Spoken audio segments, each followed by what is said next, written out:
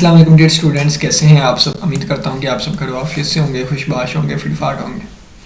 तो आज के दिन हम फ्लूइड मैकेनिक्स 1 जो है इसका चैप्टर नंबर 2 स्टार्ट करेंगे। तो पहला चैप्टर के लेक्चर्स देखने के लिए आपको डिस्क्रिप्शन बॉक्स में प्लेलिस्ट का लिंक मिल जाएगा, आप वहाँ से जाके विज़िट कर सकते हैं।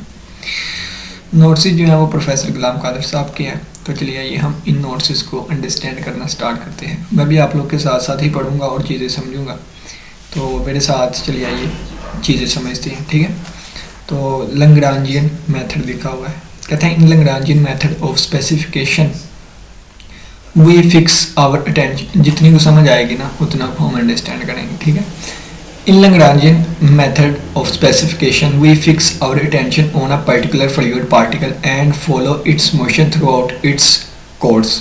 कहता है कि लैग्रांजियन मेथड में हम क्या करेंगे कि एक पर्टिकुलर फ्लूइड पार्टिकल जो है उस पर अटेंशन देंगे अपनी, यानी कि सब तवज्जो उस पर होगी हमारी, एंड फॉलो करेंगे और एंड फॉलो इट्स मोशन, और इसकी मोशन को फॉलो करेंगे थ्रू आउट इट्स कोर्स।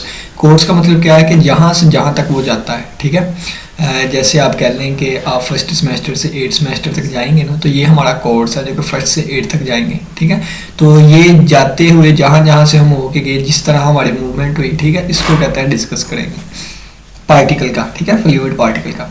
कहता है let at time t naught time था पार्टिकल का, बी एट, और वो इस पॉइंट पे था, इस पोजीशन पे था, विद पोजीशन वेक्टर, और उसका पोजीशन वेक्टर ये वाला था। यानी कि फ़र्ज़ किया कि अगर वो इस पॉइंट पे है ना, इस पॉइंट पे, तो यहाँ पे टाइम कितना था, टी नॉट पे था, और इसके कोऑर्डिनेट्स क्या थे, एक्स नॉट, वाई नॉट और जी नॉट थे। तो यहाँ पे जो पोजीशन वेक्टर बनता था वो क्या था, वो पोजीशन वेक्टर आर नॉट था। कहते हैं आफ्टर टाइम टी टाइम गुजर जाने के बाद जब पार्टिकल मूव किया, यानी कि पार्टिकल मूव कर रहा था, टी टाइम गुजर जाने के बाद जो है वो कोऑर्डिनेट्स इसके एक्स कोमा वाई कोमा जी बन गए और इसके लिए पोजीशन वेक्टर आर बन गया। अब क्या कहता है आर जो है वो फंक्शन होगा। अब ये देखें, r is a function of किसका, अपनी इनिशियल पोजीशन का। ठीक है, अपने इनिशियल पोजीशन वेक्टर का और टाइम का फंक्शन होगा। और यहाँ पे लिखा हुआ है कि आर क्या है, आर हमारे पास ये वाला एक वेक्टर है। ठीक है, पोजीशन वेक्टर है इसका। और आर नॉट क्या है, आर नॉट ये वाला पोजीशन वेक्टर है। ठीक है, यानी कि अगर ये हमारे पास यहाँ पे आर नॉट होगा, यहाँ पे मूव करके फर्ज किया कि वो क्या बन जाएगा, वो आर बन जाएगा। ठीक है, इस लिहाज से लिखा हुआ है। अब ये क्या कहते हैं आर नॉट जो है ना, ये हमें ऊपर पढ़ के आया, यानी कि आर नॉट क्या होगा, आर नॉट फंक्शन होगा एक्स। ये देखें ना, x naught, y naught, z naught में तो ये वाली चीज़ें हमने यहाँ पर रख दी। तो यहाँ से क्या पता चला, अब ये देखें, अब यहाँ पे देखें कि ये हमारे पास चीज़ आ गई, यानी कि आर जो है वो आर फंक्शन है किसका, x naught, y naught, z naught का। ठीक है, और ये डिपेंडेंट है किस पे, टी पे। अब ये लिखा हुआ है कि ये आर जो है ना, आर क्या था हमारे पास, आर ये वाली चीज़ थी। तो इसका मतलब क्या है कि एक्स का जवाब भी x naught, y naught, z naught में आएगा। देखें ना, मैं आपको फर्ज किया कहता हूँ कि y is a function of x, y किस में फंक्शन है, एक्स में। हो सकता है एक्स भी आगे टी का फंक्शन हो, तो ओवरऑल क्या हुआ, तो हम y को भी as a function of t लिख सकते हैं। ठीक है, यानी कि देखें ना, y is equal to x लिखा है और मैं कहूँ x is equal to 2t, तो इसका मतलब क्या है कि x की ये वाली वैल्यू यहाँ पे पुट कर दें तो y is equal to 2t आ गया, यानी कि y as a function of t आ गया। ठीक है, यानी कि बिल्कुल इसी तरह देखें कि r क्या है, x y z में है, और x y z उन्होंने कहा है आगे मजीद ये कि x भी as a function of x naught, y naught, z naught आएगा, y भी as a function of x naught, y naught, z naught आएगा, और z भी as a function of x naught, y naught, z naught आएगा। ठीक हो गया, यानी कि ये वाली चीज़ें। अब यहाँ पे देखिए, इनको उन्होंने फंक्शंस का नाम दे दिया, इसको f1, f2 और f3 का नाम दे दिया, तो ये वाली चीज़ हमारे पास बन गई। ठीक हो गया, थ्योरी पढ़ लेते हैं हम, यानी कि थोड़ा सा दोबारा इस चीज़ को एक्सप्लेन कर दूँ। ठीक है, क्या चीज़ कि r जो है ना, r फंक्शन होगा आर नॉट कोमा टी का। अब ये आर नॉट क्या है, एक्स नॉट, वाई नॉट और जी नॉट, और आर किस में था, एक्स वाई जी में था। जब ये चीज इसमें है तो मैं लिख सकता हूँ ये चीज इसमें है, और ये चीज ये वाली थी, तो इसका मतलब ये चीज इसमें है, इसका मतलब ये चीज इसमें है। तो एक्स वाई जी जो है वो x naught, y naught, z naught में आएंगे। ठीक है, एक्स जो है वो x naught, y naught, z naught, और वाई भी इसी तरह और जी भी इसी तरह, और इसको f1, f2, f3 का नाम दे दिया। चलिए आगे बढ़ते हैं।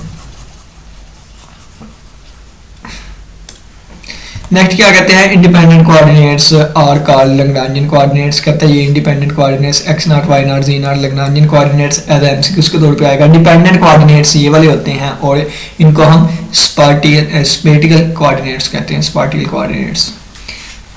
चलें जी नेक्स्ट आगे बढ़ते हैं। कहते हैं expression for velocity and acceleration. अच्छा वेलोसिटी का पता है आपको, एक दफा डेरिवेटिव और एक्सेलरेशन दो दफा डेरिवेटिव। इन लैग्रांजियन मेथड में रहते हुए वेलोसिटी और एक्सेलरेशन को बयान करने लगे हैं।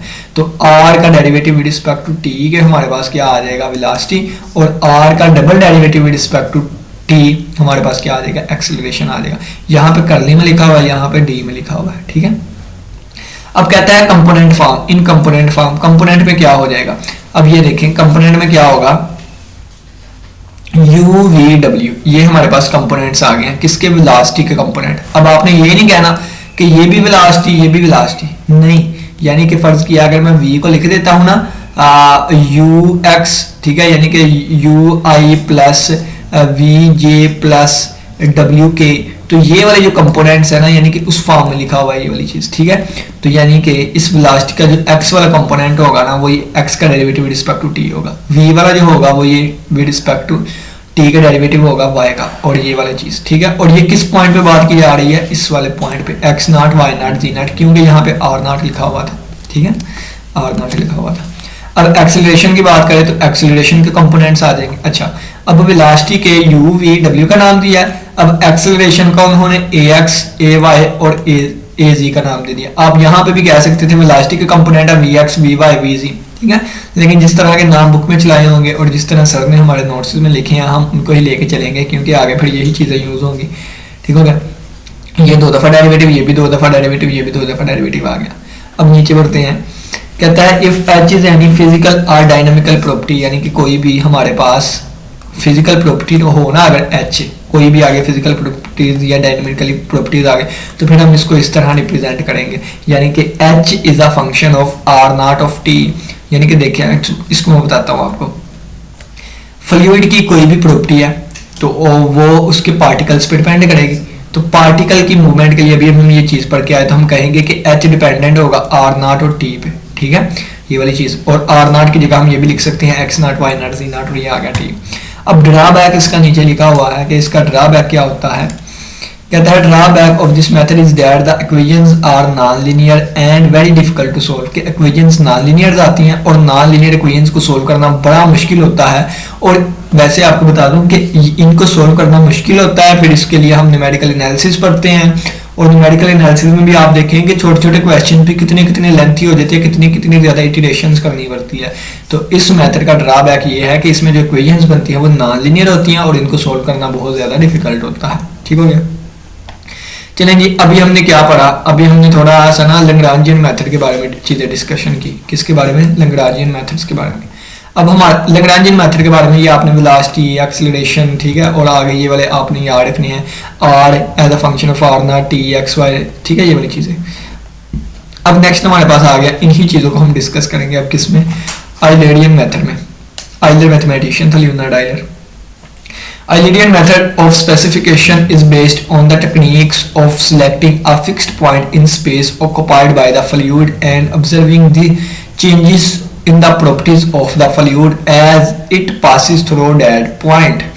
कहता है कि Eulerian method में बेस करता है किस पे, इस टेक्निक पे कि हम सिलेक्ट कर लेंगे एक फिक्स पॉइंट, स्पेस में हम फिक्स पॉइंट जो है उसको सिलेक्ट कर लेंगे, occupied by the fluid and observing the changes, जो कि फ्लूइड रखता है ऑक्यूपाई करेगा, एंड ऑब्जर्व करेंगे फ्लूइड की प्रॉपर्टीज में आने वाले चेंज को जब वो उस पॉइंट से पास करेगा। यानी कि एक पॉइंट हमने सिलेक्ट कर लेना है, उसमें से फ्लूइड पास करेगा, हम चेंजिंग को देखेंगे, ऑब्जर्व करेंगे, ठीक है, जब वो इस पॉइंट से फ्लूइड गुजरेगा। Let x, y, z be the coordinates. Let कर लिया कि ये हमारे पास कोऑर्डिनेट्स हैं उस फिक्स्ड पॉइंट के, यानी कि ये जो हमने पॉइंट फिक्स किया है ना, इसके कोऑर्डिनेट्स ये हैं, यानी कि ये यहाँ पे मौजूद है स्पेस में।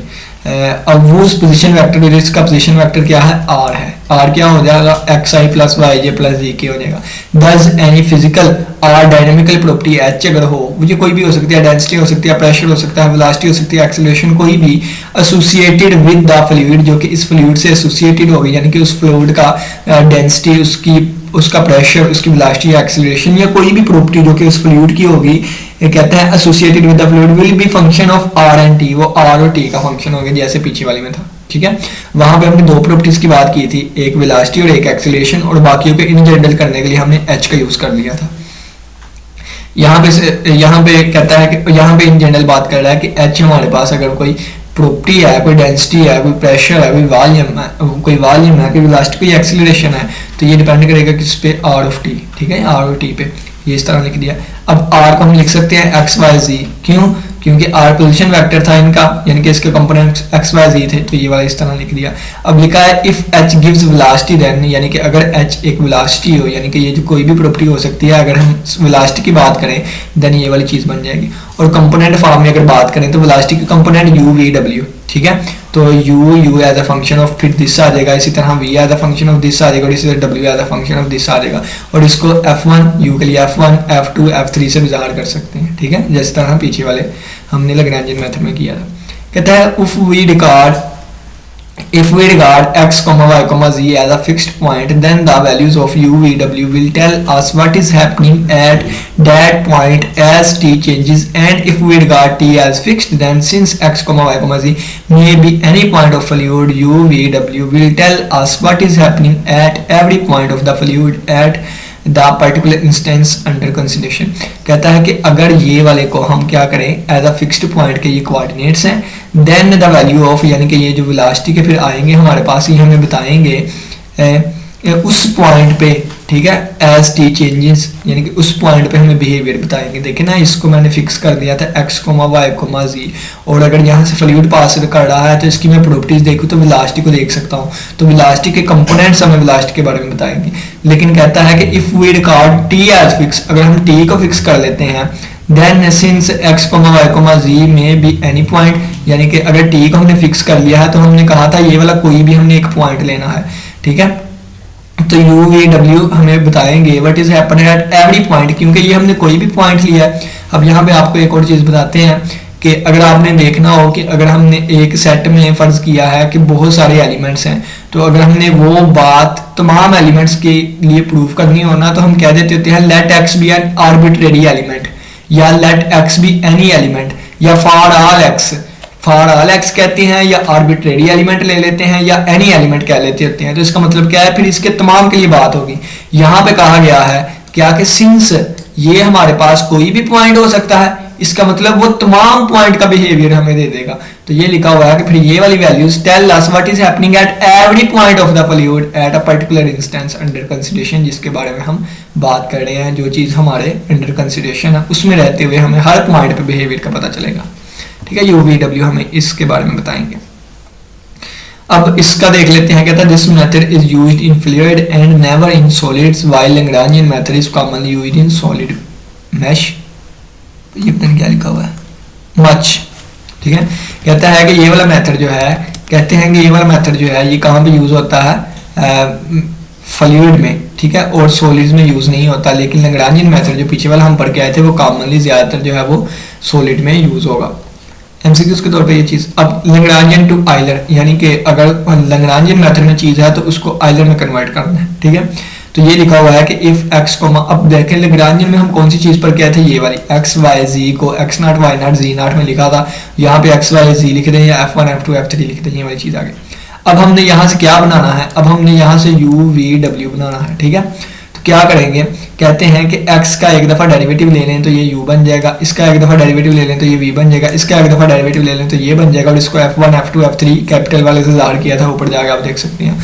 और कहते हैं सोल्विंग फॉर एक्स नॉट, अब इसको ना हम सोल्व करेंगे एज अ एक्स नॉट, यानी कि ये देखें ना अगर आप, तो u की वैल्यू क्या आ गई, x naught y naught z naught t में होगी, v की वैल्यू क्या आ जाएगी, x naught y naught z naught t में होगी, और w की वैल्यू क्या होगी, x naught y naught z naught t naught में होगी, टी में होगी। अब ये देखें 1 2 3 तीन ही इक्वेशंस हैं और तीन ही ये चीजें हैं, x naught y naught z naught, तो तीन ही इक्वेशन है, तीन ही ये चीजें हैं। इसका मतलब कि हम इनको सोल्व करके x naught y naught z naught की वैल्यूज निकाल सकते हैं। तो solving for x naught y naught z naught, तीन ही इक्वेशंस हैं, तीन ही ये चीजें हैं, तो हमने इनकी वैल्यू निकाल ली। और ये वैल्यूज देखे ना, टी को उधर ले जाएंगे, यहाँ से भी टी को उधर, टी को उधर ले जाएंगे, तो आंसर क्या आ जाएगा, टी में आ जाएगा और यू वी डब्ल्यू में आ जाएगा। अब यू वी डब्ल्यू क्या थे, ये एक्स वाई जी में फंक्शंस थे, किसमें, एक्स वाई जी में फंक्शन थे, तो टी भी इधर उठ के आ गया। तो इसका मतलब है कि x naught y naught z naught की जो वैल्यूज होगी ना वो एक्स वाई जी और टी में आएंगी। तो एक्स वाई जी और टी, एक्स वाई जी और टी, एक्स वाई और जी और टी में कोई वैल्यूज आएंगी, कोई ना कोई फंक्शन हो सकते हैं, कोई ना कोई वैल्यूज, ठीक है। तो हम क्या लिख देंगे G1 G2 G3, यानी कि ये एज अ फंक्शन होंगी। तो x नॉट का भी एक फंक्शन आएगा जो कि x y z और t में होगा, इसी तरह y नॉट का भी, इसी तरह z नॉट भी।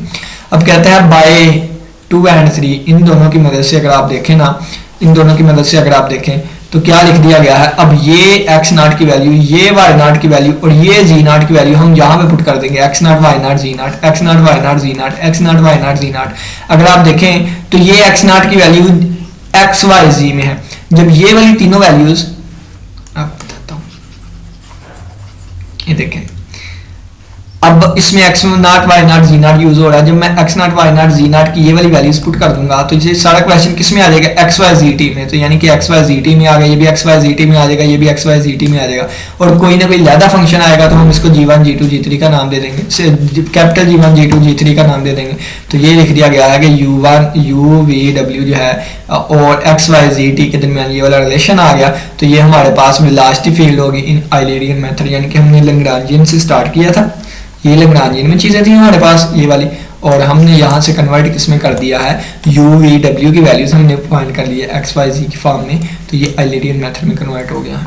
ये लिखा हुआ है if h is the some physical और डायनामिकल क्वांटिटी होगी इन लैग्रांजियन मेथड और स्पेसिफिक, देन ये वाली चीज़ हमारे पास आ जाएगी। और ये देखें यहाँ पे G1 G2 G3 वाली चीज़ें आ रही हैं ऊपर, यानी कि ये वाली चीज़ें, ये देखें ना, तो ये वाली वैल्यूज जब हम यहाँ पर रखेंगे तो ये आ जाएगा h as a function of, यानी कि यहाँ पे कैपिटल G1 G2 G3 भी लिख सकते हैं। पहले जो भी हमें एज अ फंक्शन इज़हार करना है कि x y z t में कोई फंक्शन होगा, x y z t में फंक्शन, इसी तरह G1 G2 G3 और ये t आ जाएगा। और ये हमारे पास इन आइलर डिस्क्रिप्शन में आ गया, लैग्रांजियन से आइलर में आ गया, यानी कि यहाँ से ये वाली चीज़ बन गई। अब आगे बढ़ते हैं। अब नेक्स्ट आ गया कि आइलर से हमने लैग्रांजियन में करना है, यानी कि हमें u v w as a function of x y z t x y z t x y z t, ये वाली चीज़ें हमें दी गई हैं। हम इसको कन्वर्ट करेंगे किसमें, लैग्रांजियन में करेंगे। तो लिखा गया है the primary quantity in Eulerian method of specification is the velocity field, यानी कि ये चीज़ हमें दी गई है।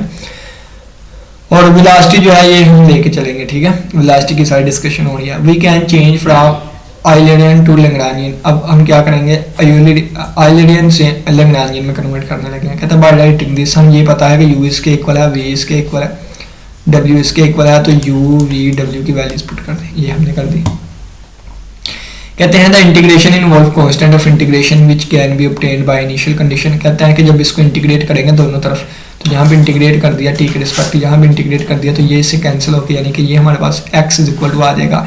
इसको इंटीग्रेट करेंगे तो कोई ना कोई f1 फंक्शन आ जाएगा, ठीक है, f1 ये वाला फंक्शन आ गया, कोई ना कोई फंक्शन आ जाएगा, वो भी x y z t में रहेगा। अब plus some constant of integration आ जाएगा। तो कहता है वो कांस्टेंट ऑफ इंटीग्रेशन हम इनिशियल कांस्टेंट से उसकी वैल्यू फाइंड कर लेंगे जब t 0 पे हो। तो ये लिखा हुआ है the integration involve constant of integration which can be obtained by the initial conditions, ठीक है। तो ये लगा के हम इनको लगा के हम अपने वो कांस्टेंट इंटीग्रेशन की वैल्यू फाइंड कर सकते हैं। इसी तरह इसको इंटीग्रेट करेंगे, इसी को इंटीग्रेट करेंगे तो ये वाली चीज़ें बन जाएंगी। तो ये हमें क्या, अब ये देखिए x y z हमारे पास ये चीज़ें आ गई, तो ये gives the motion in Lagrangian method, ये हमारे पास लैग्रांजियन मेथड में आ गई चीज़ें। और यहाँ पे अब दोबारा इसको डायनामिकली प्रॉपर्टी को बताएगा कि कहता है h अगर हमारे पास फिजिकल और डायनामिकल क्वांटिटी है, देन हमारे पास क्या हो जाएगा, x y z की जगह पे as a function of x naught as a function of x, यानी कि ये वाली चीज़ें आ जाएंगी। और ये हमारे पास किस में कन्वर्ट हो गया, लैग्रांजियन मेथड में कन्वर्ट हो गया। नेक्स्ट एग्जांपल आ गया, कहता है motion of a fluid particle in Lagrangian system is given, find components of velocity at time t in Eulerian system. Lagrangian में दिया गया है, हमने वेलोसिटी कंपोनेंट्स फाइंड करते हैं आइलेरियन, यानी कि u v w की वैल्यू हमने फाइंड कर ली है। तो सबसे पहले u किसके इक्वल था, dx ओवर dt, v इसके इक्वल था, w इसके इक्वल था, इसको डेरिवेटिव किया, ये बन गया, इसका डेरिवेटिव करके ये बन गया, और इसका डेरिवेटिव करके ये चीज़ तीसरी चीज़ बन गई। यहाँ तक आ गए। अब यहाँ पे देखें, गौर करिएगा, यहाँ पे 3 इक्वेशंस है और 3 ही चीज़ें हैं, x naught y naught z not. हमने वो वाली वैल्यूज़ फाइंड करनी है, जहाँ से मर्जी कर लें वैल्यूज़। इनको साइमल्टेनियसली सोल्व किया for x naught y naught z not में रहते हुए। क्या किया, ये देखें,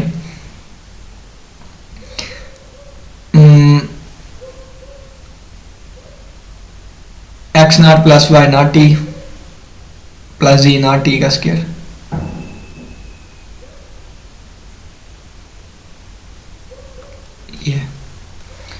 ये इसको पकड़ा, x not plus y not t और plus z not t square, ठीक है, यानी कि ये वाली एक इक्वेशन पकड़ ली उन्होंने। इनको सॉल्व किया ना, ठीक है, इनको सॉल्व किया। तो ये एक पहली इक्वेशन उन्होंने पकड़ ली और एक इसको पकड़ लिया और इसको टी से मल्टीप्लाई कर दिया उन्होंने।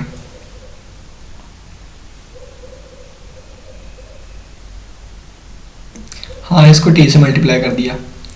तो ये क्या बन गया, ये बन गया वाई नॉट टी बन गया, ये टी स्क्वायर बन गया और ये टी का क्यूब बन गया और इसको इस तरह लिख दिया। ये कैंसिल हो गई, ये भी कैंसिल हो गई। यहाँ से x minus y t is equal to x naught common ले लिया उन्होंने, यहाँ से बच गया 1 और यहाँ से बच गया टी क्यूब और माइनस का, ठीक है। तो ये वाली चीज़ यहाँ से ये उधर जाकर डिवाइड हो गया तो एक्स नॉट की वैल्यू आ गई। इसी तरह दो इक्वेशंस मजीद लेंगे, इससे वाई नॉट आ जाएगी, इसी तरह जी नॉट आ जाएगी। ये तीनों वैल्यूज हमारे पास आ गई, x naught, y naught, z naught. अब ये वाली वैल्यूज हम यहाँ पे पुट कर देंगे, वाई नॉट की, जी नॉट की, जी नॉट की, एक्स नॉट की, एक्स नॉट की, वाई नॉट की। तो यू वी हमारे पास किस में आ गए, एक्स वाई जी के फंक्शंस के तौर पे आ गए और हम कहेंगे कि ये हमारे पास देखें आ गया, ठीक है। क्या था, लैग्रांजियन दिया गया था, हमने आइलेरियन में वेलोसिटी के कंपोनेंट्स फाइंड करने थे, वो कर लिए।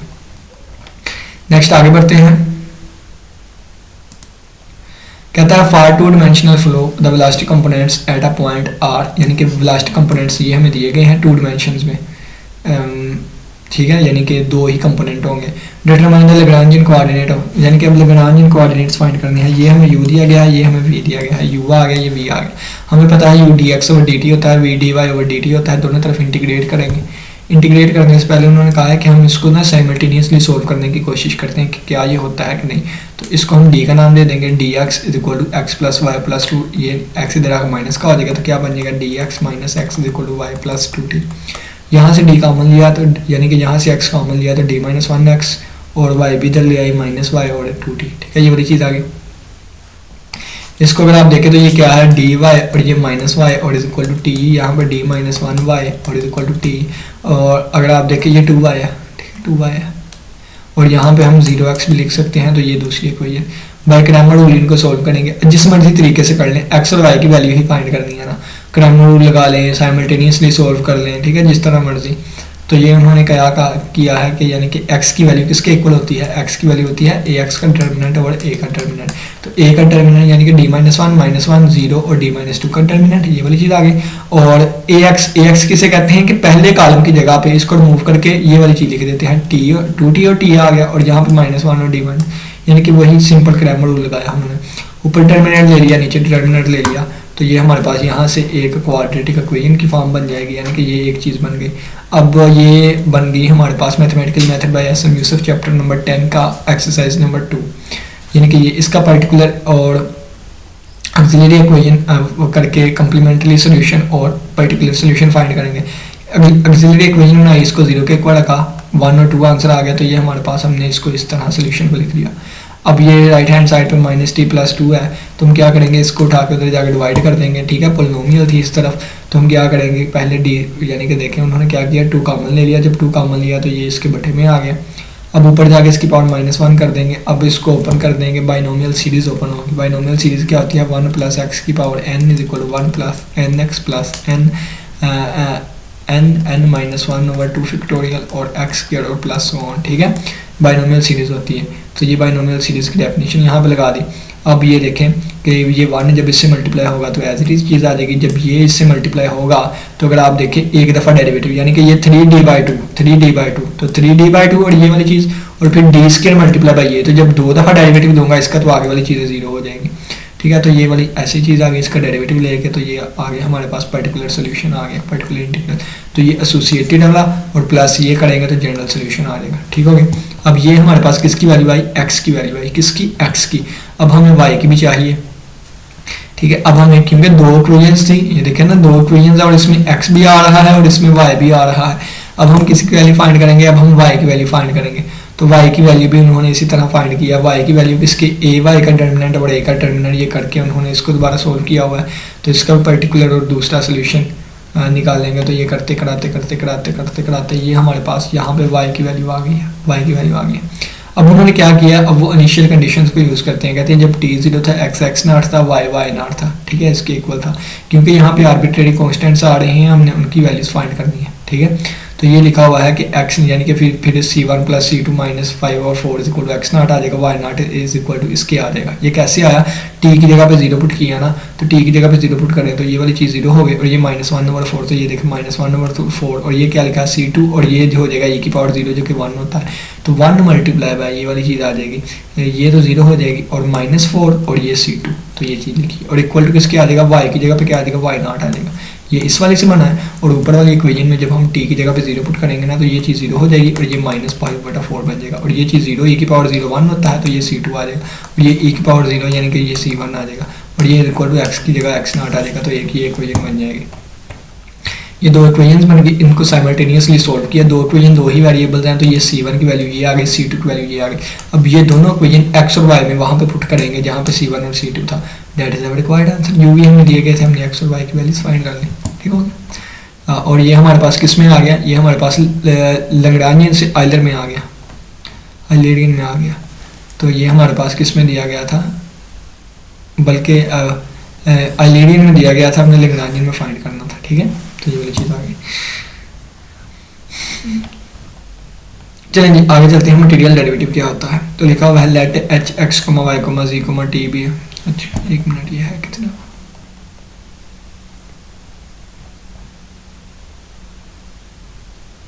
मटेरियल डेरिवेटिव का एक्सेलरेशन आ गया फिर, तो इसको काट लेते हैं। मटेरियल डेरिवेटिव कहते हैं लेट एच हमारे पास, ये भी any property of the fluid है, कोई भी हो सकता है, वेलोसिटी हो सकता है, एक्सेलरेशन हो सकता है, डेंसिटी हो सकता है, प्रेशर। कहते हैं x comma y comma z are themselves function of t, यानी कि एक्स वाई जी जो है ना ये भी एज ए फंक्शन ऑफ टी होंगे। कहते हैं suppose particle of fluid moves from one point this to this, यानी कहता है कि फ़र्ज़ किया ये वाला पॉइंट है, यहाँ से यहाँ तक वो मूव किया है, यानी कि कोई ना कोई चेंजिंग आएगी ना, तो x में चेंजिंग प्लस डेल x थोड़ी सी चेंजिंग आई, y में चेंजिंग भी डेल y, और z में भी changing z plus del z, और t में भी थोड़ी सी चेंजिंग, ठीक है, ये वाली चीज़। तो ये p डैश का पॉइंट का नाम दे दिया, तो p से p पॉइंट डैश तक पॉइंट तक गया, मूव किया। कहता है then the total rate of change of h at p at time t is, तो टोटल रेट ऑफ चेंज आया जो हमारे पास h का p पॉइंट पे, ठीक है, एट टाइम टी टाइम रहते हुए वो क्या होगा, तो ये देखें, यानी कि वो बिल्कुल डेरिवेटिव वाला हिसाब है। देखें कि वो जिस तरह y equal to f of x होता था ना, तो हमने क्या किया, x में थोड़ी सी चेंजिंग की, क्या की, x में थोड़ी सी चेंजिंग की, उस वजह से y में भी चेंजिंग आ जाती थी।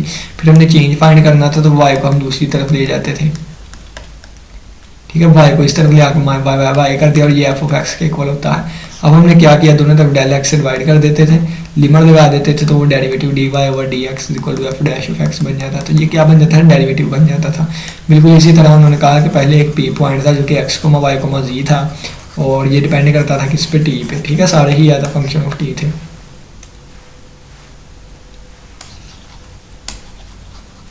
कहाँ पे गए, अभी तो रेज किए थे, अभी लिखना बंद हो गया, अब ये कर्सर मूव करना बंद हो गया।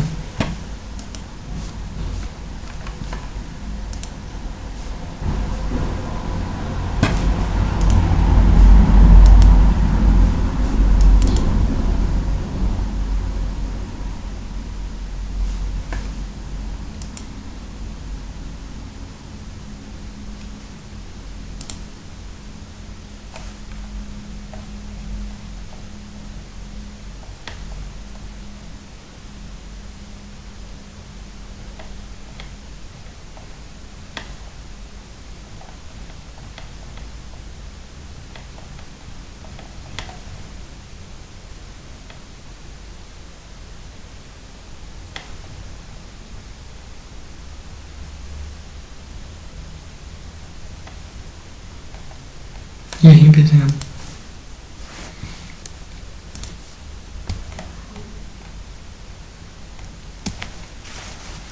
यानी कि उसी हिसाब से देखें नेक्स्ट के, ये हमारे पास p पॉइंट था, ये p डैश पॉइंट आ गया। तो हम अब ये देखें derivative of h with respect to t क्या होगा, तो हम लिखेंगे h का derivative with respect to t, और फिर dt ओवर dt आ जाएगा, ठीक है, और फिर आप क्या लिखेंगे, प्लस h का derivative with respect to x, क्योंकि h as a function of किसका होगा, x y z t है, ठीक है।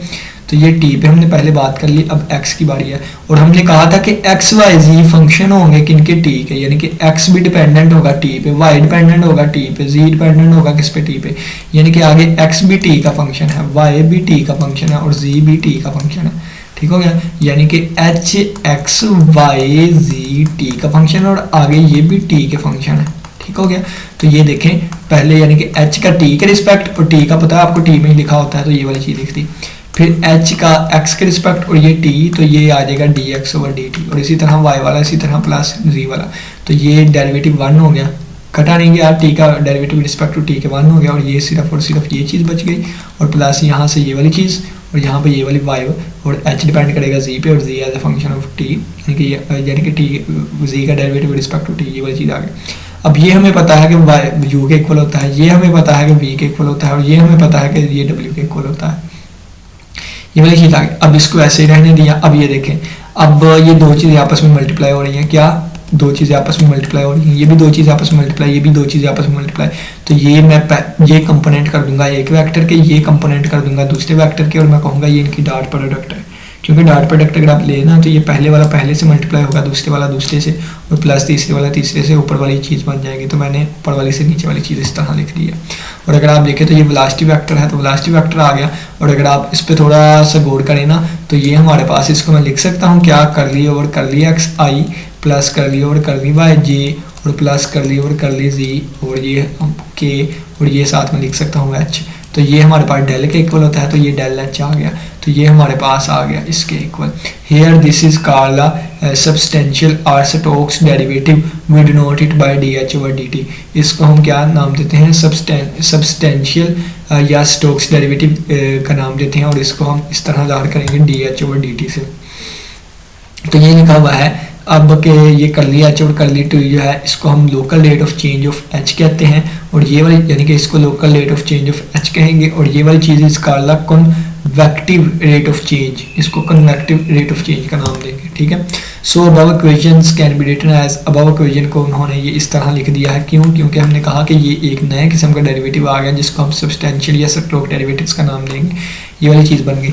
और सिंपली इसको ना एच हटा दें तो ये एक ऑपरेटर आ जाएगा इस तरह। ठीक है, यानी कि जिस तरह हम डी एफ कहते हैं ना, D F of x derivative of x, यानी कि इसको हटा दो तो ये सिर्फ ऑपरेटर, तो इसी तरह ये ऑपरेटर के तौर पे काम करेगा। कहते हैं इन कंपोनेंट फॉर्म में अगर हमने इसको लिखना हो ना, तो ये वाली चीज़ आगे वी को हम ओपन करके लिख लेंगे और इसको भी ओपन करके लिख देंगे, यानी कि दोबारा उनको मल्टीप्लाई कर दिया, इसके पहले कंपोनेंट इसके पहले, दूसरा दूसरे के साथ, तीसरा तीसरे के साथ, ये वाली चीज़ आ जाएगी। कहता है in particular if h is equal to rho, यानी कि एच हमारे पास प्रॉपर्टी थी, तो एच कोई भी प्रॉपर्टी हो सकती है, वेलोसिटी हो सकती है, एक्सीलरेशन हो सकता है, डेंसिटी हो सकती है, प्रेशर हो सकता है। तो हमने कहा कि अगर एच जो हमारे पास रो है, रो क्या है, यानी कि अगर डेंसिटी है, देन हमारे पास ये इसकी जगह पे रो लगा दें, रो लगा दें, रो लगा दें, रो लगा दें और रो लगा दें, तो ये वाली चीज़ हमारे पास बन जाएगी। कहते हैं कि इफ़, यानी कि ये अगर ये वाली चीज़ जीरो है तो इसका मतलब क्या है, फ्लूइड इज इनकम्प्रेसिबल, फ्लूइड क्या है, इनकम्प्रेसिबल है, क्योंकि डेरिवेटिव ऑफ फ्लो हमारे पास कितना होता है, जीरो होता है, तो किस में, इनकम्प्रेसिबल फ्लो। और लिखा हुआ है कि is it means flow is study, और ये अगर ये वाली चीज़ जीरो है तो वो फ्लो स्टडी होगा, ये वाली चीज़ से फ्लो स्टडी होगा, और इससे हमारे पास क्या होगा, इनकम्प्रेसिबल होगा। आगे बढ़ते हैं, आगे हमारे पास आ गया एक्सीलरेशन। अब एक्सीलरेशन की बात करने लगे हैं कि मटेरियल डेरिवेटिव हम एक्सीलरेशन में रहते हुए बात करेंगे। एक्सीलरेशन का पता है कि time rate of change of fluid, velocity वाले का वही दोबारा डेरिवेटिव ले लें अगर हम, तो एक्सीलरेशन बन जाता है। तो ये v वाला है, और v जब हमने लगा दिया तो ये वाली चीज़ देखें ना, यहाँ भी v लग गया और यहाँ भी v लग गया, और v वाले का डेरिवेटिव लेंगे जब वो एक्सीलरेशन बन जाएगा। अब हमने क्या करना है, देखें इन कंपोनेंट फॉर्म में अब हम लिखने लगे हैं, इसमें कंपोनेंट फॉर्म में लिखने लगे हैं। तो ये u वाला कंपोनेंट, अब ये देखें, अब v के तीन कंपोनेंट थे, u, v और w। अब क्या इसका मतलब क्या है कि इसमें एक दफ़ा u आएगा, इसमें एक दफ़ा v आएगा, इसमें एक दफ़ा w आएगा, और जो आंसर आएंगे वो a के कंपोनेंट होंगे। ठीक है, तो ये एक दफ़ा u लिख दिया, एक दफ़ा v और एक दफ़ा w। अगर u लिख दिया है तो यहाँ भी u आ जाएगा, फिर यहाँ भी u आ जाएगा, तो ये वाली चीज़। और इसी तरह हम v लिख दिया तो यहाँ v, और w लिख दिया तो यहाँ w। इसको ओपन कर लें अब, यानी कि इनका डॉट प्रोडक्ट, तो ये वाली चीज़। ठीक हो गया। अब ये लिखा हुआ है क्या कि अगर हमारे पास ये जीरो हो जाता है, यानी कि अगर इसकी value zero, it means u is constant, तो इसका मतलब क्या है, u कांस्टेंट है। तो इसका मतलब, और अगर ये वाली चीज़ ज़ीरो हो जाती है, यानी कि ये वाला पहला, ये वाली चीज़ ज़ीरो, यानी कि ये वाली अगर चीज़ ज़ीरो हो जाती है तो इसका मतलब क्या है, u is independent of t, यानी कि ये देखें ना, u जब t पे डिपेंड नहीं करेगा तो फिर हमारे पास ज़ीरो आएगा ना, यानी कि कांस्टेंट होगा, ये वाली चीज़ आएगी। इसी तरह आप हर कंपोनेंट्स के लिए बात कर सकते हैं। चलिए नेक्स्ट बढ़ते हैं। कहते हैं एग्जांपल है कि given that the velocity field v is equal to 3ti plus xzj और प्लस ty स्क्वायर के, ये हमें गिवन है वेलोसिटी। एक्सेलरेशन हमने फाइंड करना है, क्या फाइंड करना है, एक्सेलरेशन फाइंड करना है। एक्सेलरेशन हमें पता है कि मटीरियल डेरिवेटिव वो v रिस्पेक्ट टू t है और ये इसके इक्वल होता है। सबसे पहले देखें v है, तो v का डेरिवेटिव रिस्पेक्ट टू t हम लेंगे तो ये वाली चीज़ आ जाएगी, ठीक है। अब यहाँ पे देखें, अगर आप थोड़ा सा गौर करें ना यहाँ पे, तो v का ये u वाला कंपोनेंट है, ये v वाला कंपोनेंट है, ये w वाला कंपोनेंट है, u वाला कंपोनेंट, v वाला कंपोनेंट और z वाला कंपोनेंट। हमने क्या किया है, अब v का डेरिवेटिव रिस्पेक्ट टू t लिया है, इसका x के रिस्पेक्ट लिया है, ठीक है। अब बल्कि नहीं, इसका नहीं, अब ये देखें, ये v का डेरिवेटिव t के रिस्पेक्ट, v का डेरिवेटिव x के रिस्पेक्ट, v का डेरिवेटिव y के और v का डेरिवेटिव z के रिस्पेक्ट। अब हमने क्यों लिए हैं ये, ताकि हम यहाँ पे ये वैल्यूज पुट कर सकें। v का डेरिवेटिव रिस्पेक्ट टू t, इसकी वैल्यू ये वाली आई है, तो ये देखें यहाँ पे रख दी। अब प्लस u की वैल्यू ये 3t आ गई है, तो ये u की वैल्यू 3t हमने रख दी। अब नेक्स्ट हमारे पास क्या था, v का डेरिवेटिव रिस्पेक्ट टू x, तो ये वाली चीज़ यहाँ पे आ गई। और नेक्स्ट हमारे पास क्या था, v, तो v की वैल्यू ये देखें ये वाली आ गई। नेक्स्ट हमारे पास क्या था, v का डेरिवेटिव रिस्पेक्ट टू y, ये वाली चीज़ आ गई। नेक्स्ट क्या था हमारे पास w, तो w हमारे पास क्या है, w ये है t। और नेक्स्ट हमारे पास क्या था, v का डेरिवेटिव रिस्पेक्ट टू z, तो ये वाली चीज़ आ गई, ठीक हो गया। अब इनको सोल्व कर ले, यानी कि कंपोनेंट वाइज i वाले, j वाले, k वाले, तो ये हमारे पास एक्सीलरेशन आ गया, ठीक हो गया। तो नेक्स्ट हमारे पास आता है volumetric flow rate, mass flow rate, average और mean velocity, velocity flux through a surface, और ये एग्जांपल आ गई है।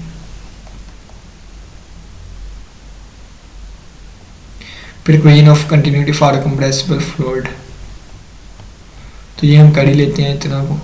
10 पेजेस तो हमारे कवर होंगे क्योंकि 60 पेजेस है, ठीक है। स्पीड से पढ़ लेते हैं। ये डेफिनेशन है, डेफिनेशन याद ही करनी होती है। कहता है volume of the fluid passing any normal cross section in unit time is called the volumetric flow. कहता है कि वॉल्यूम फ्लो करे, यानी कि फ्लूइड का वॉल्यूम जो है वो पास करे normal cross section in unit time, 1 second में या यूनिट टाइम में हमारे पास नॉर्मल क्रॉस सेक्शन से वॉल्यूम का जितना फ्लूइड का जितना वॉल्यूम पास करता है उसको वॉल्यूमेट्रिक फ्लो कहते हैं, वॉल्यूमेट्रिक फ्लो रेट कहते हैं, या discharge. It is noted bye, इसको क्यू से ज़ाहिर करेंगे और इसका यूनिट मीटर क्यूब पर सेकंड होता है। मास फ्लो रेट है, मास जो है वो normal cross section unit time में नॉर्मल क्रॉस सेक्शन से जितना मास फ्लूइड का पास करता है उसको मास फ्लो रेट, और इसको डिनोट करते हैं एम से, its unit KG over second होता है, ठीक है।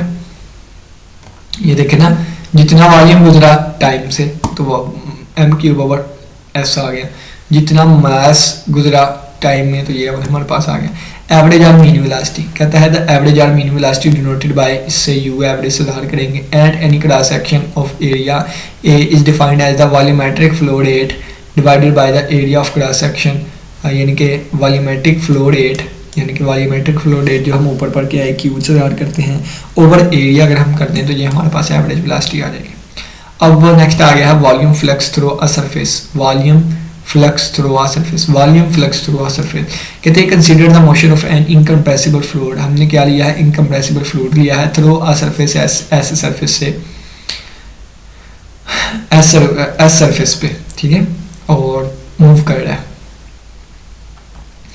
ये हमारे पास भी the velocity of the fluid, ये हमारे पास फ्लूइड की वेलोसिटी है at the same point, at some point, इस पॉइंट पे ऑफ द सरफेस के, divide the surface into m surface elements, यानी कि हमने उस सरफेस को छोटे छोटे पार्ट्स में, पैचेस में डिवाइड कर दिया है, और ये हमारे पास क्या है, आर्बिट्रेरी पॉइंट है सरफेस और दिस, यानी कि एक बड़ा सरफेस था, उसके पॉइंट ये वाले थे, हमने क्या किया, उसको एम सरफेस एलिमेंट्स में छोटे छोटे पैचेस में डिवाइड कर दिया है, ठीक है, और उसके ऊपर जो पॉइंट्स जो है वो ये है, ठीक है, आर्बिट्रेरी पॉइंट हमने उस पर ले लिया है। लेट एन के be the outward drawn unit normal, ये हमारे पास यूनिट नॉर्मल है एक सरफेस पे और इस पॉइंट पे, एंड ये हमारे पास उसका एंगल है बिटवीन दिस एंड दिस, यानी कि वेलोसिटी वाले पे वेक्टर और नॉर्मल वेक्टर के दरमियान ये वाला एंगल है। The normal component of fluid velocity at PK is this. कहता है कि normal component of fluid velocity जो होगा ना, नॉर्मल कंपोनेंट वो इसके यानी कि वो ये होगा v k cos this is equal to this, ठीक है। और ठीक हो गया, ये देखें ना, इस वाले की अगर आप फाइंड करना चाहें यानी कि इसको, तो इसका मतलब क्या हुआ कि इसका डॉट प्रोडक्ट अगर आप ओपन करना चाहें ना, तो पहले वाले की मैग्नीट्यूड दूसरे वाले की मैग्नीट्यूड इनके दरमियान एंगल, पहले वाले की मैग्नीट्यूड ये देखें आगे, दूसरे वाले की मैग्नीट्यूड, अब इसके ऊपर देखिए कैप लगा हुआ है, तो इसका मतलब क्या है, ये यूनिट वेक्टर है, तो यूनिट वेक्टर की मैग्नीट्यूड 1 होती है, तो इसकी मैग्नीट्यूड 1 हो गई और इनके दरमियान एंगल थीटा के, तो हमने कहा था ये एंगल बिटवीन दिस, ठीक है। The amount of fluid which flow in time del t is the direction of n k is this. कहता है अमाउंट ऑफ फ्लूइड यानी कि फ्लूइड की वो अमाउंट जो कि पास करेगी, फ्लो करेगी इन टाइम, इस टाइम में, in the direction of this, इसकी डायरेक्शन में इज वो ये वाली होगी, ठीक है, यानी कि ये वाली चीज़, ठीक है, और multiply by del t time में जो कि उस पैच से यानी कि डेल एस के उस सरफेस के पैच से पास की। Then the volume flux through del s k is the direction of n k is equal to, यानी कि जो हमारे पास वो कहता है वॉल्यूम होगा वो इसके इक्वल होगा, यानी कि कितनी मिकदार जो है वो इस पैच पे, ठीक है, वॉल्यूम हमारे पास आ जाएगा उस डायरेक्शन में। कहता है volume flux of the fluid due to n element, इन सभी को ऐड कर देंगे, यानी कि इन सभी को तमाम पैचेस को ऐड कर देंगे, वो उस पूरे सरफेस की बात हो जाएगी। And therefore volume flux of through the whole surface S is, इसको उन्होंने लिमिट लगा के इंटीग्रेट कर दिया, तो हमारे पास ये वाला आंसर आ जाएगा, ठीक है। कहता है similarly we can define mass flux, इसी तरह हम मास फ्लक्स को डिफाइन कर सकते हैं फ्लूइड का फ्लोइंग पर यूनिट टाइम और थ्रू द सरफेस, और वो हमारे पास ये वाला आएगा, ठीक है, और उसके साथ वो भी आ जाएगा। अब नेक्स्ट एक एग्जांपल कर लेते हैं। कहते हैं फॉर द वेलोसिटी वेक्टर, ये हमें वेलोसिटी वेक्टर दे दिया गया है, evaluate the volumetric flow Q को हमने जो है वो निकालना है, एंड एवरेज वेलोसिटी और एवरेज वेलोसिटी निकालनी है थ्रू द सरफेस, वो वर्टिसेस आर जिसके वर्टिसेस ये है। अच्छा, इन तीनों पॉइंट्स को देखें तो इसमें x0 है, z0 है और y1 है, तो ये आ जाएगा, ये y पे आ गया, ठीक है, देखें y पे आया सिर्फ x और z, ना तो ये ऊपर है ना तो ये इस तरफ है, ठीक है, ये y में है, y1 और यानी कि ये y में आ गया y1 और z2 और x0 है, 2 1 2 ये आ गया, 2 1 0 ये वाला पॉइंट आ गया, ठीक है। तो यहाँ से हमारे पास सरफेस मिल गया एक। कहता है वी वेलोसिटी, ये हमने क्या फाइंड करना है, हमने एक क्यू फाइंड करना है यानी कि वॉल्यूमेट्रिक फ्लो रेट, और हमने ये वाली चीज़ फाइंड करनी है। अच्छा, ये वाली चीज़ हमें दी गई है और एनी यूनिट कैप जो है ना वो जे के इक्वल है, एनी यूनिट वेक्टर जो है वो जे के इक्वल है। अब ये देखें वी डॉट एन यानी कि इसका डॉट प्रोडक्ट हम लेंगे इसके साथ, तो इसका पहला कंपोनेंट 0 है तो 0 मल्टीप्लाई विद दिस 0 हो गया, दूसरा कंपोनेंट जे जो है वो एक्स जी से मल्टीप्लाई होगा, यानी कि इसके साथ 1 लिखा हुआ है तो 1 मल्टीप्लाई होगा एक्स जी के, ये आ गया, और तीसरा कंपोनेंट तीसरे से इसका नहीं है तो वो 0 हो गया, तो ये वाली चीज़ आ गई। अब हम क्या करेंगे, अब ये ऊपर अभी हम फार्मूला पर क्या है, क्या ये देखिए, अगर फार्मूला जो हमने निकाला था वो किसका निकाला था, volume flux through, volume flux through the surface, यानी कि क्यू वाला जो था ना हमारे पास वॉल्यूमेट्रिक, ठीक है, तो वो वाले अभी हम फार्मूला निकाल के आए ये वाला, ठीक है, कि क्यू इसके इक्वल होगा, तो ये हमारे पास क्या आ गया, क्यू का फार्मूला लग गया, ये इसके इक्वल होगा, तो यहाँ पे वी डॉट एन वाले की वैल्यू हमने पुट कर दी, और 0 से 2 और 0 से 2 तक इंटीग्रेट कर देना है हमने, क्योंकि इसमें एक्स और जी आ रहा है तो डी एक्स डी जी। तो अब ये देखें, यानी कि पहले जिसकी मर्जी रिस्पेक्ट इंटीग्रेट कर लें तो एक्स की इंटीग्रेशन कितनी होगी, एक्स स्क्वायर बाय 2 और जी की जी स्क्वायर बाय 2 हो जाएगी, ठीक है, और इस पर लिमिट कितनी लग जाएगी 0 से लेकर 2 तक, तो ये 1/4 बाहर आ गया, और एक्स स्क्वायर यानी कि 4 स्क्वायर माइनस ओ, यानी कि ये भी हमारे पास 4 आ जाएगा, बल्कि बारी बारी इसको इंटीग्रेट करते हैं ना। पहले क्या किया, एक्स वाले की इंटीग्रेट कर दिया, upper limit minus lower limit put की, तो ये हमारे पास कितना आ गया, 2 आ गया, ठीक है, 4 बनता था और बटे में 2 था तो वो 2 से कैंसिल हो गया। इसी तरह जी के रिस्पेक्ट इंटीग्रेट किया तो ये वाली चीज़ आ गई, और इसका ये वाली चीज़ बन गई, ठीक है, यानी कि जी स्क्वायर बाय 2 बनता था, 2 से कैंसिल हो गया, upper limit minus lower limit put करेंगे तो ये हमारे पास 4 आ जाएगा। क्या लिखा है, यानी कि अब हमारे पास क्यू की वैल्यू आ गई, यानी कि वॉल्यूमेट्रिक वाली चीज़ हमने फाइंड कर ली। अब एरिया ऑफ सरफेस अगर हम देखें ना, तो x भी क्या था 0 से 2 तक था और z भी हमारे पास 0 से लेकर 2 तक था, तो 2 multiply by 2 is equal to 4 आ गया। ठीक है, वैसे भी अगर आप देख लें तो ये भी 2 है तो ये भी 2 होगा, तो ये हमारे पास 2 मल्टीप्लाई बाई 2 कितना आ गया 4 आ गया। तो हमें पता है कि एवरेज वेलोसिटी होती है q ओवर a, यानी कि वॉल्यूमेट्रिक ओवर एरिया। तो ये हमारे पास 4 ओवर 4 इज इक्वल टू कितना आ गया 1 आ गया। ठीक है, तो ये हमारे बात। तो नेक्स्ट हमारे पास स्टार्ट हो गया इक्वेशन ऑफ कंटिन्यूटी, तो इसको हम इंशाल्लाह नेक्स्ट लेक्चर में डिस्कस करेंगे। यहाँ तक किसी बच्चे का कोई भी क्वेश्चन हो तो लाजमी पूछिएगा। इसी के साथ इजाज़त है, अपना बहुत से ख्याल रखें। इंशाल्लाह फिर मुलाकात होगी नेक्स्ट लेक्चर के साथ, तब तक के लिए इजाज़त दें। अल्लाह हाफिज़, अल्लाह के बाद।